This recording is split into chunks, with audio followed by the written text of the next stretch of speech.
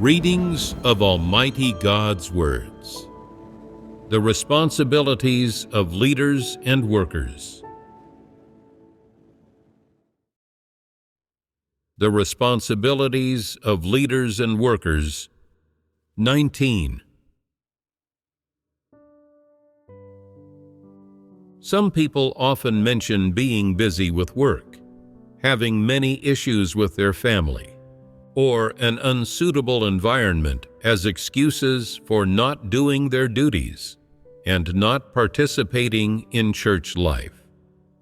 However, when the time comes to elect church leaders, these difficulties suddenly cease to exist, and they meticulously dress themselves up for the occasion and come to participate in the election.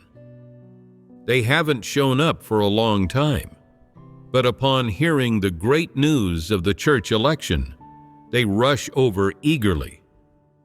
What are they coming for? They are coming for the election, for the position of church leader, for this official position. Such people are particularly shrewd in their actions. Fearing that others will suspect they want to become a church leader, they avoid mentioning the election and only focus on fellowshipping their understandings and experiences to gain people's admiration. They also publicly eat and drink God's words, lead everyone to fellowship on God's words, and share their own experiential testimony. In actuality, they generally rarely participate in church life and seldom fellowship the truth, nor are they able to speak about any experiential understandings. However, as the election approaches, they become very different. They actively participate in church life and are eager to pray, sing hymns, and fellowship, appearing especially driven and proactive and standing out prominently. After gatherings, they look for opportunities to chat about family matters with the brothers and sisters and build connections. When they see a church leader, they say, "You aren't looking too good these days. I have some dates at home. Let me bring you some." When they see a certain sister, they say, "I heard your family is having financial difficulties. Do you need any help? I can give you some clothes." They are particularly active at every gathering, very different from before. In the past, they would occasionally show up just to check in, and no matter who called them to a gathering, they would excuse themselves by saying they were busy. But during the election period, they suddenly pop up and participate in every gathering without missing one. At each gathering, the brothers and sisters fellowship about matters and principles related to the election. And of course, they also get involved.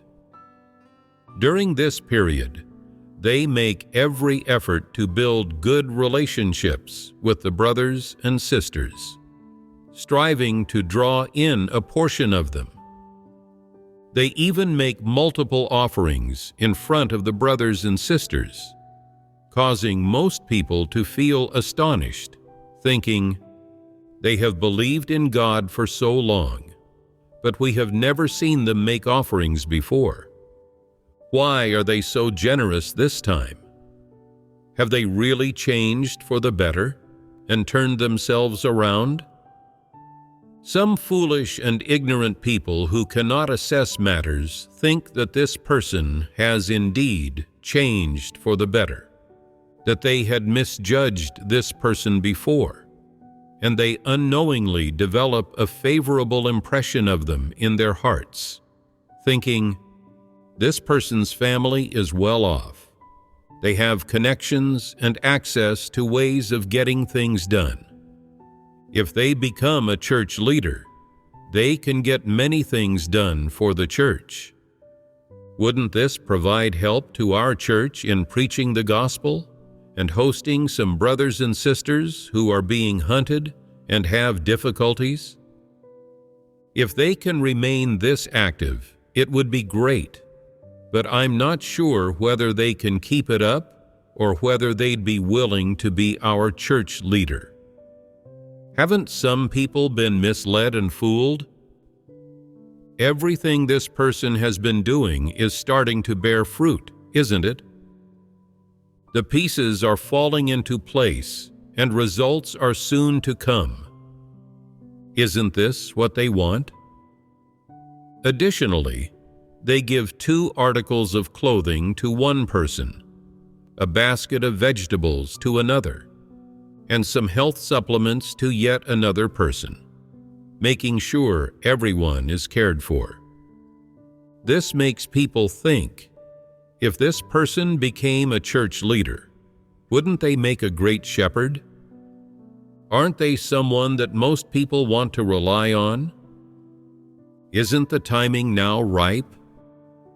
Won't the brothers and sisters easily choose someone like this? This person is educated, articulate, and has a certain status in society. If the church faces arrests, they can shield the brothers and sisters. If any of the brothers and sisters' families have difficulties, they can extend a helping hand, and they can also assist with church work when more hands are needed. However, there is one thing that most people are uncertain about. They didn't use to pursue the truth, and seldom attended gatherings for a long time. But now, when it's time for an election, they hastily attend a few gatherings. If they are elected as a leader, will they understand the truth? If they don't understand the truth and can only protect these people or provide some benefits to them, can they help people understand the truth? Can they bring people before God? This is questionable. Some have doubts in their hearts, while others have already been influenced and bought over by this person's benefits. Isn't this situation very dangerous? A single vote could make the difference in them being elected. Regardless of the final election result, are the actions and behaviors of such people proper? At the most opportune moments, they give alms, make offerings, and assist the brothers and sisters in resolving some real difficulties. When some brothers and sisters move house, they provide transportation, and when some of the brothers and sisters' families are short of money, they lend them some. When some lack a phone, they buy them one, and when some don't have a computer, they give them their own. They do these things at the most opportune moments, the most critical junctures. What kind of behavior is this? Isn't doing these things with the intention of competing for leadership, with unmentionable secrets and purposes, manipulating and sabotaging elections? They don't come earlier or later, but rather show up precisely at the time of the leadership election. Aren't they harboring unmentionable secrets? This couldn't be more obvious. They must be harboring unmentionable secrets. It's not that they had a sudden pang of conscience and want to do some good deeds. Their goal is to run for church leadership, to become the person in charge of the church, to manipulate the church and God's chosen people. Do they want to manipulate these people so that they can truly do things for them? No. So what do they want to do? They want to control God's chosen people, control the church, and carve out a position in the church. where they can act as an official and call the shots. Don't these unusual methods and practices count as manipulating and sabotaging elections? During church elections, some people who fear they won't get enough votes cast a vote for themselves. Doesn't this sound ludicrous and strange? What is the nature of someone casting a vote for themselves? Is it a manifestation of lacking confidence, of shamelessness, or of excessive ambition? It's all of these. They fear not being elected, so they have no other choice but to vote for themselves. This is a lack of confidence. They don't have what it takes but still want to be a leader. Fearing others won't vote for them, they vote for themselves. Isn't this shamelessness? Furthermore, their excessive ambition clouds their judgment to the point where they toss pride out the window and become devoid of integrity and dignity. If you don't vote for me, I won't have it. I must be a church leader.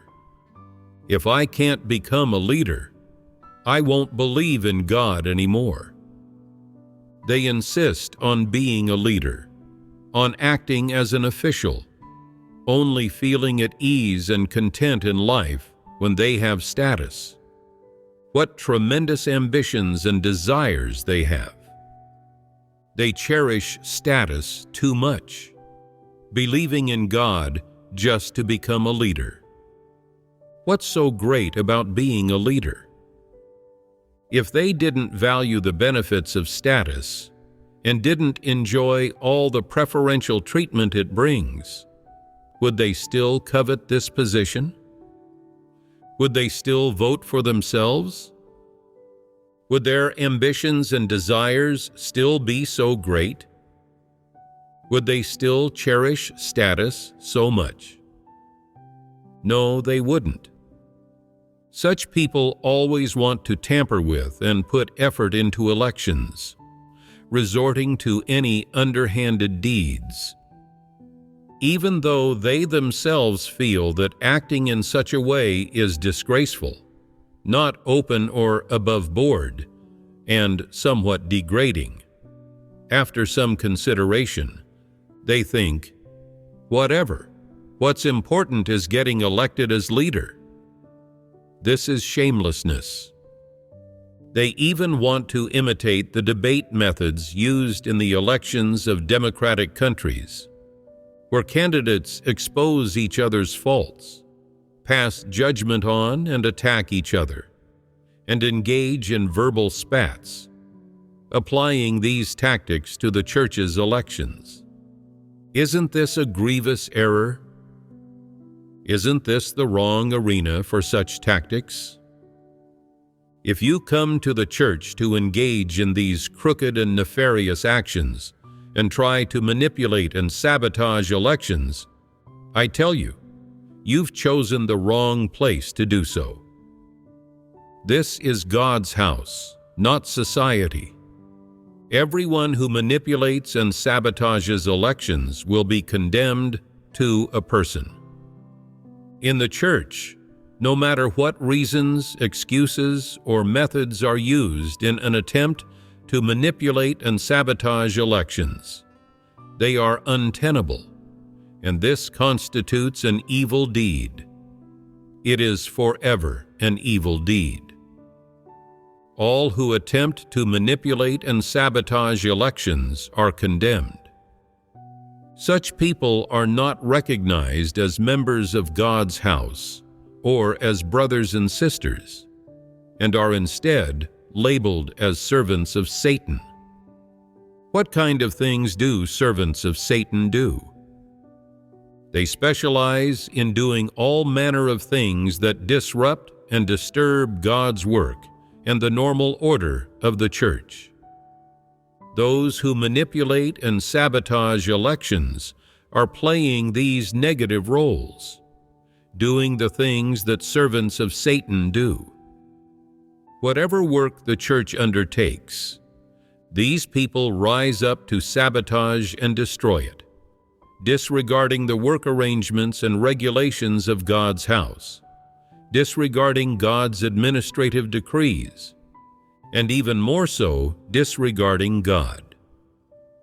They attempt to do whatever they want in God's house, manipulating various church affairs, and even more so, manipulating church members, going so far as to manipulate and sabotage church elections. Through what means do they attempt to manipulate church personnel? They look for opportunities to manipulate and sabotage church elections. Once an election has been manipulated and sabotaged by these servants of Satan, the election has failed. If these servants of Satan have their way and become church leaders, is the election result correct or incorrect? It's incorrect, of course. A do-over election should be held through fellowshipping the truth and summarizing lessons learned. How should do-over election be practiced? The election results should be overturned, and another election should be held. This is one way. The inside information about how this election was manipulated by evil people should be made open and public, so that everyone knows what the election process was like and how the results were produced. After this inside information becomes known, the election results should be negated, and a do-over election should be held. Such an election must not be approved by a majority of God's chosen people. And it doesn't matter who was elected. The results cannot be accepted. Under normal circumstances, through fellowshipping on the truth and exposing the inside story, the election results can be denied, and a do-over election can be held. But sometimes, in certain special circumstances, even if a small portion of people find out that the election results were manipulated by servants of Satan, and that the elected person absolutely cannot do the work and is just a puppet, because the majority in the church are misled by the evil people and still stand on the side of the servants of Satan, while only a minority have some discernment and know the inside information. And no one believes this minority or listens to them when they speak up. They are isolated and powerless, and fundamentally lack the strength to reverse the situation. In such circumstances, you may want to expose the inside story about the manipulation of the election, but it's not easy to understand the situation clearly. In that case, besides reporting it to the upper-level leaders and workers, what else can you do? If you continue to live church life, you will be excluded. Attending gatherings at another church doesn't seem appropriate, as the people there cannot just host a stranger at random. This truly puts you in a dilemma. You see that the elected church leader has bad humanity, is a devil, and isn't someone who should have been elected. So you get angry just seeing them. Going to gatherings makes you feel uncomfortable, but not going is not an option. If you don't go and cut off your relationship with the church, you will lose your church life, which is not something you can do. So, is there a good solution to this problem? This requires wisdom. What would be the consequence if you rashly expose them? Those people might band together to suppress you drive you away, or if things really didn't go well, they might even clear you out, making you a victim of injustice. This is the most likely consequence. So, what is the best solution? Join forces with some brothers and sisters who have discernment and collect all the evidence of these people's evil deeds of covertly manipulating the election. Report it to the upper-level leaders and workers, and also quickly fellowship the truth with the misled brothers and sisters to bring them back. Is this considered a good solution? Is it okay to do such things hastily? What is the consequence of being hasty? It makes it easy to inadvertently alert the enemy. When you encounter matters like this, are you afraid or nervous? Should you be afraid or nervous? Theoretically, you shouldn't be afraid. This is what your rationality tells you. But how is it for people in reality? What's most crucial is whether people understand the truth. If people don't understand the truth and only have their resolve, they will still be afraid inside. When you are afraid, is it easy to achieve results no matter what you do or how you do it? When you are afraid, what kind of state are you in? You fear these people's power, fear that they will find out you have discerned them and are guarded against them, and fear that they will suppress and exclude you when they see you are not on their side, ultimately clearing you out of the church. You will have these concerns in your heart. When you have such concerns, can you have wisdom, courage, and the means to interact with these people, solve the problems they caused, or unmask their evil deeds so that the brothers and sisters have discernment and are not misled? What is the most appropriate way to act? When you are afraid, are you not in a weak condition? First of all, you are weak and passive. For one thing, you lack strong faith in God, and for another you think, so these evil people have succeeded. How is it that I'm the only one discerning this matter now? Do others have any discernment? If I tell others about the true situation, will they believe me? If they don't believe me, will they expose me? If they all band together to deal with me, and I am alone and powerless, will those evil people find all sorts of excuses to clear me out? Will you not have such concerns? When you have these concerns, how can you deal with those people? How can you interact with them in the most fitting and wisest way? At this time, do you not have no direction or path to follow? To put it precisely, when you are at your most afraid and weakest, you are simply unable to contend with them or to interact with them and handle the problems they caused. So, what is the best approach for you at this time?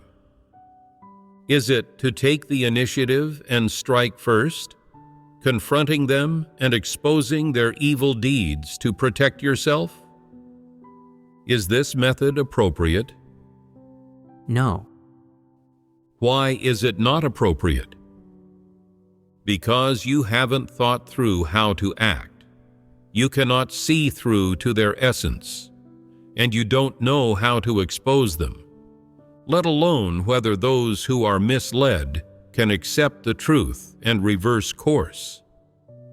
You don't know any of these various things, and you are unclear on what the most beneficial and effective solution for you is.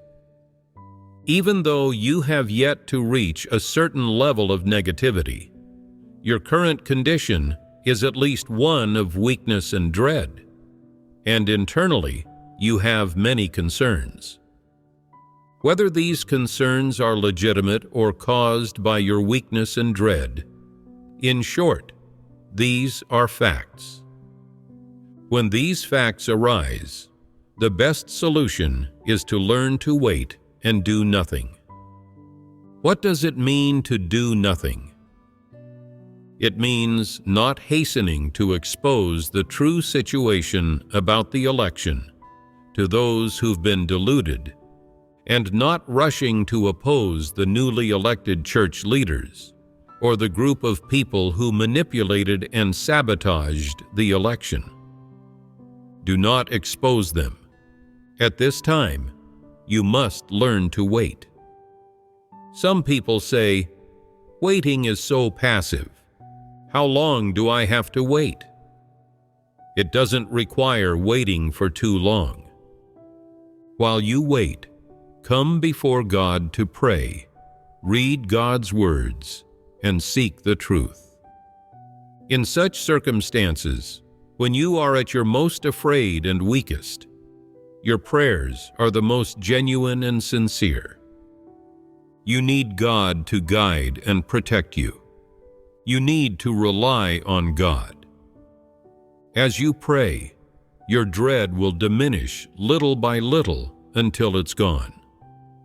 When your dread is gone, won't you also be less weak? You will have fewer and fewer concerns too. These dreads, weaknesses, and concerns do not disappear out of thin air. Rather, during this process of change, you will gradually come to understand certain things. What things will you come to understand? For one thing, you will know how to deal with these people, whom to expose first, and how to speak and act in a way that benefits the work of God's house. Additionally, you will know the nature of these people's behavior.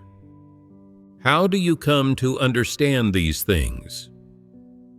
It is by seeking the truth during your waiting process that you gradually come to understand them. When you see this clearly, you will naturally ponder how you ought to apply wisdom, whom it is appropriate to talk to, and how to speak in a way that moves them, that lets them know the facts about evil people manipulating the election, and that enables them to reverse course, to discern the true faces of those who manipulated and sabotaged the election, and to discern what kind of people the so-called elected leaders actually are. You will have this kind of wisdom, and your actions will also be methodical. So, how do these positive gains come about? They are all bestowed upon you by God during your waiting process. Some of them come about because of the work and the enlightenment of the Holy Spirit, and some are what God lets you see and understand in His words. God's words say not to fight battles unprepared. What does this mean?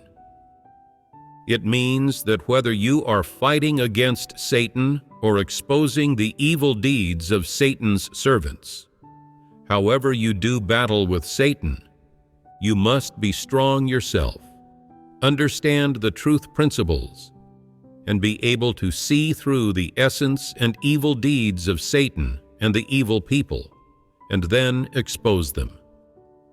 Only by doing so will you achieve good results in the end. Once you understand these things, won't your dreads, weaknesses, and concerns become less intense and less apparent? You will no longer feel so afraid. These things you feel will gradually change. You will find that you are not as weak as you were when the situation first arose. Instead, you will feel somewhat stronger and more self-assured than before, and you will know what to do. At this point, pray to God again and ask Him to prepare the right opportunity, and then take action. Report the situation to the upper-level leaders and workers, while also fellowship with those who have good humanity and sincerely believe in God, but were deluded and misled because they did not understand the truth, exposing the inside information about evil people manipulating the election to them. Once you've won over one or two of these people, your dread will basically disappear. You will realize that all of this cannot be done by relying on human strength, much less by relying on impetuousness. You cannot rely on momentary impulse or anger, or on a temporary so-called sense of justice. These are all useless.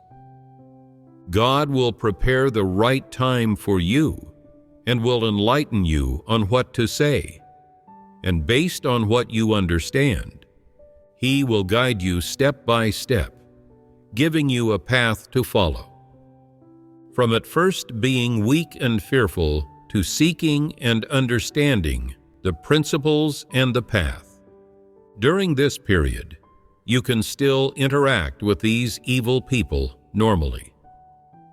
During normal interactions, people's minds are not vacant. They have their own thoughts. While you are seeking and praying, you observe these people. What do you observe? You look at just what kind of path they are taking and what their essence truly is. If what they say is correct and aligns with the principles of the church's work, you can listen to them. If what they say disrupts and disturbs the church's work, you can find an excuse to not listen or to stall for time, using a wise way of interacting with them amicably, without alerting them. While amicably interacting with them, you collect evidence of their evil deeds, discerning them based on their various actions and fallacies that violate the truth principles, and further confirming that these people are servants of Satan. Practicing in this way allows you to not be constrained by them, while also fulfilling your responsibility and duty. This is what a wise person does. Only those with humanity, wisdom, and a love for the truth can walk the right path. For people without wisdom who act recklessly and crudely, always relying on impetuousness and impulse no matter what they are doing, or what circumstances they are facing, their actions often lead to poor results. Such people not only disrupt and disturb the work of the church, but also bring a lot of unnecessary troubles and vexations upon themselves. Wise people, meanwhile, are different. In whatever they do, they wait, observe, and seek, waiting for the right time, for God's arrangements and orchestration.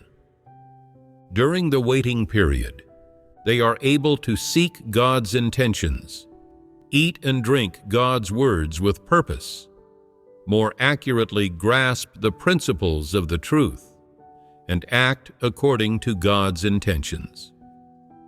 They use God's words and the truth to fight a good fight and testify for God, rather than battling with people or engaging in verbal spats out of impetuousness.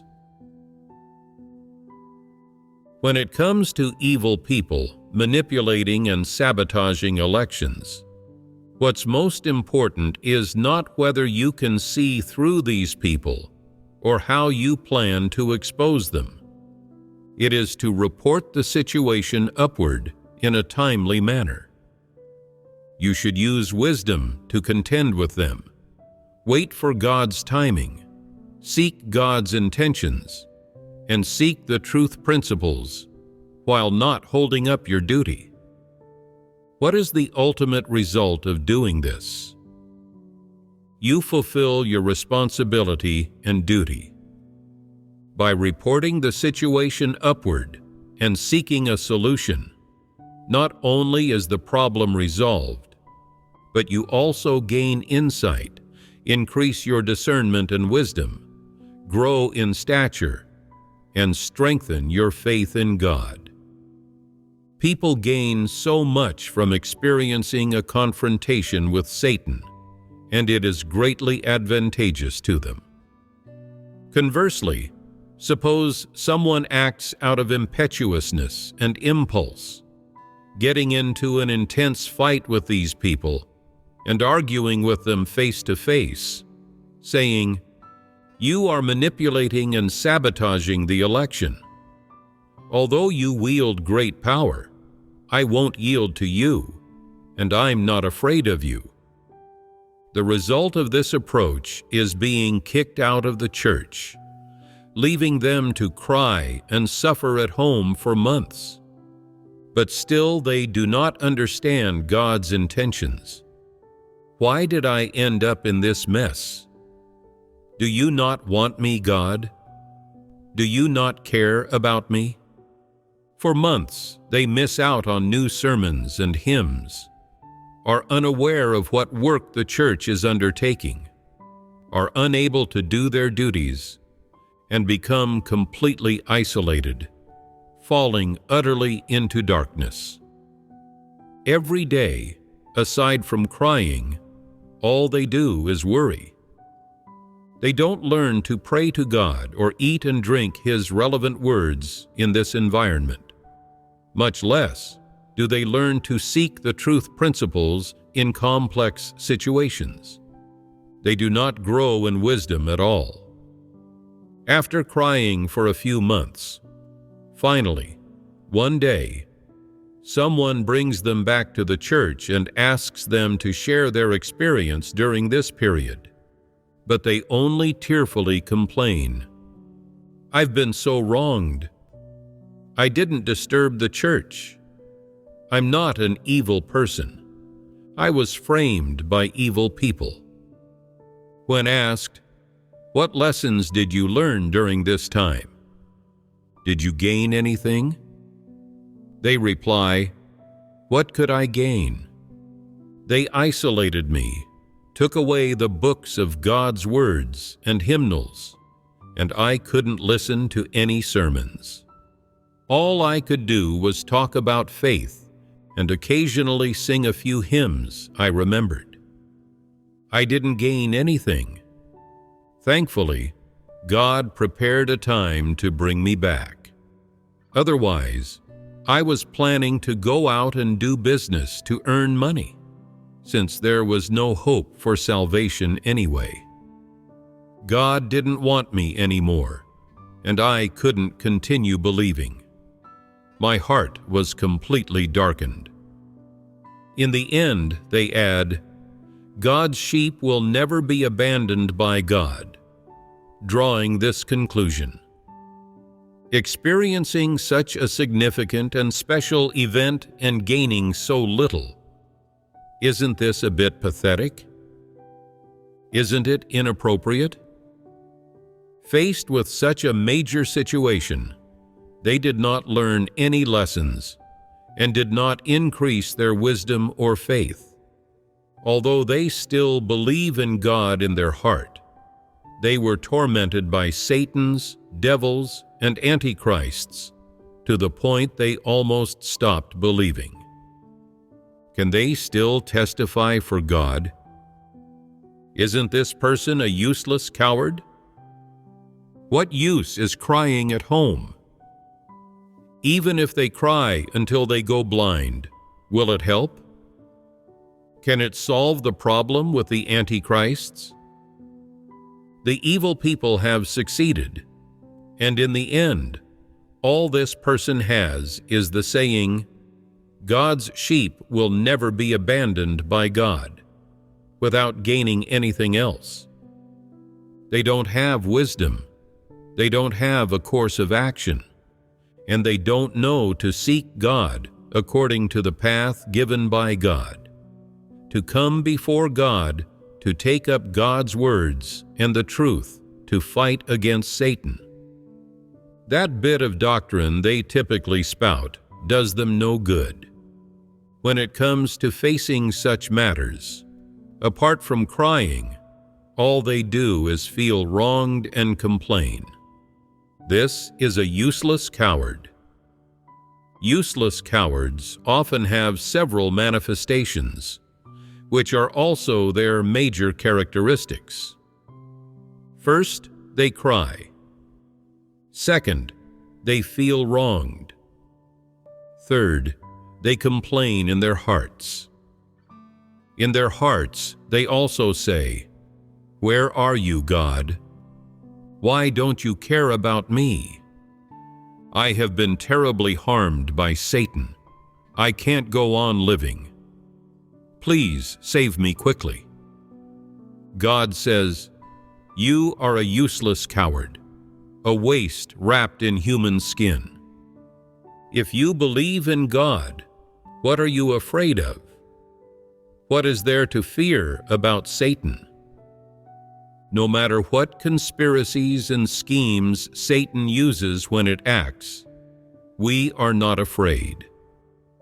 We have God. We have the truth. God will give us wisdom. God is sovereign over everything. Everything is under God's orchestration. What are you afraid of? Crying just shows you are cowardly and inept. You are a piece of trash, a waste of air. Crying means you are compromising with Satan and begging for mercy from Satan. Does God like such useless cowards? God sees you as a useless coward, a dolt, a piece of trash, with no testimony and no wisdom at all. What became of the truth you understood? Haven't you heard enough about the manifestations of antichrists and Satan that God exposes? Don't you understand or see through these things? Don't you know that they are Satan's? If you know they are Satan's, what are you afraid of? Why don't you fear and dread God? Are you not afraid of offending God by fearing Satan? Isn't that an act of wickedness? When such situations occur, you are afraid and have no solution, no wisdom or countermeasures at all. What have you gained from listening to sermons all these years? Has it all been in vain? Can such useless cowards stand firm in their testimony? When it comes to situations where Satan's and evil people manipulate and sabotage elections, whether you are alone and powerless, or do indeed have a few brothers and sisters who are of one mind with you, do not rush into action. First, learn to wait. Second, learn to seek. During the period of waiting and seeking, do not abandon your duty. What does waiting mean? It means waiting for God to prepare the right time and opportunity. And what should you seek? Seek the principles and path you should practice in believing in and following God. Seek how to act so as to be in alignment with God's intentions, and how to act so as to fight against Satan and the forces of antichrists, ultimately overcoming Satan's forces to become an overcomer. If you are alone, you must pray to God more, wait, and seek. If there are 2 or 3 other people who are of one mind with you, you can fellowship, pray, wait, and seek together. When God has prepared a suitable time, ask God for strength and wisdom, so that everything you do and every word you say is appropriate. In doing so, for one thing, you fulfill your duty as a created being, and for another, you can also strongly and effectively expose Satan, thoroughly exposing and foiling the conspiracies of Satan's servants and the antichrists. Is this appropriate? These methods, ways, paths, and principles have been told to you, so how you apply them depends on you. Is this path clear enough? Then, when you encounter such matters, practice according to this principle. This is easy to achieve.